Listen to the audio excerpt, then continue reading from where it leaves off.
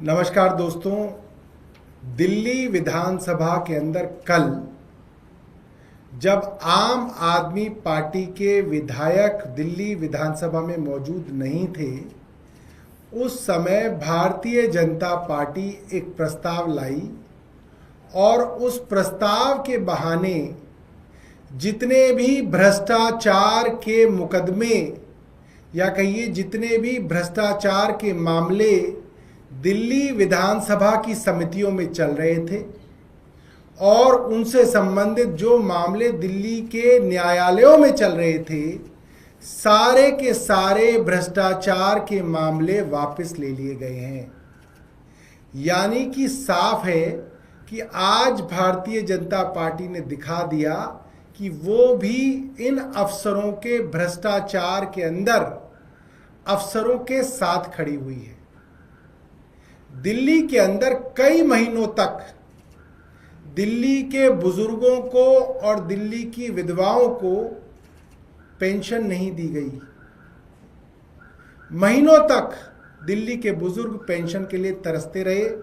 दिल्ली विधानसभा में इस पेंशन को दिलाने के लिए कई सीनियर आईएएस अफसरों के ऊपर मामला चलाया गया, जिसमें उस वक्त के चीफ सेक्रेटरी नरेश कुमार, आशीष Chandra Verma principal finance secretary और उस वक्त के सोशल वेलफेयर सेक्रेटरी शामिल थे।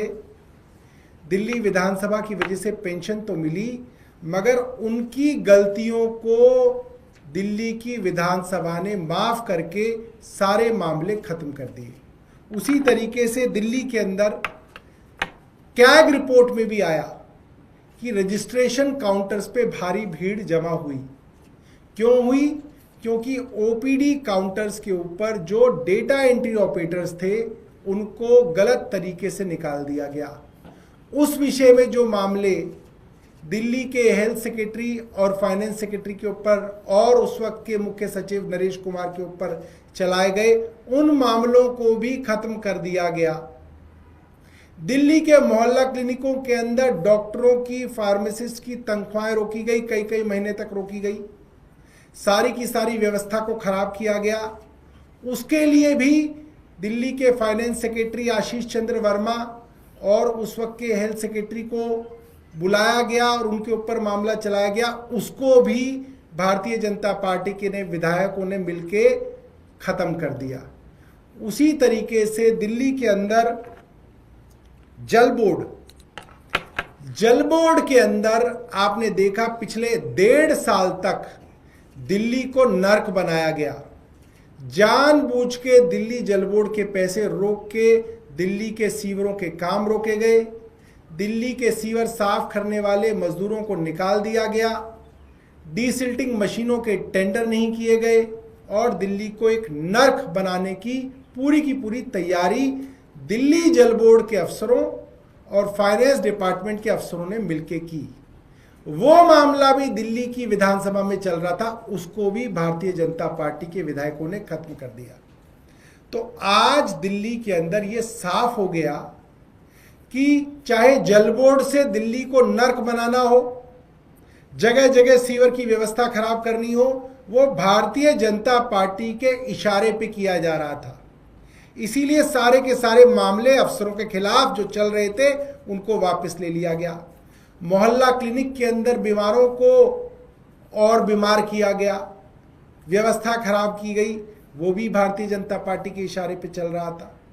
बुजुर्ग 60-60, 70-70 साल के गरीब लोग महीनों तक अपनी पेंशनों के लिए तरसे, उन अफसरों को भी भारतीय जनता पार्टी ने माफी दे दी। क्यों? क्योंकि वो भारतीय जनता पार्टी का ही काम कर रहे थे।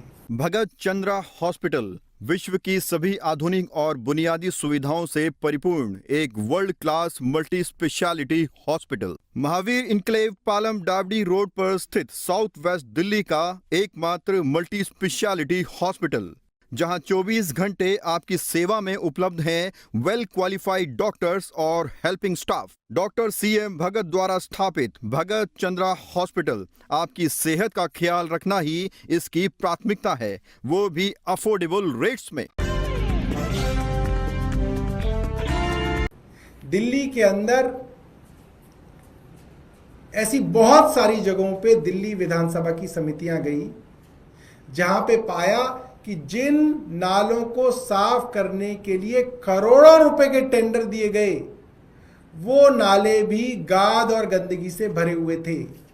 चाहे वो पीडब्ल्यूडी के नाले हों, चाहे वो एमसीडी के नाले हों, उन मामलों में भी उन अफसरों पे, खास तौर पे एमसीडी के और पीडब्ल्यूडी के उस वक्त के प्रिंसिपल सेक्रेटरी अश्विनी कुमार के ऊपर मामला चलाया गया।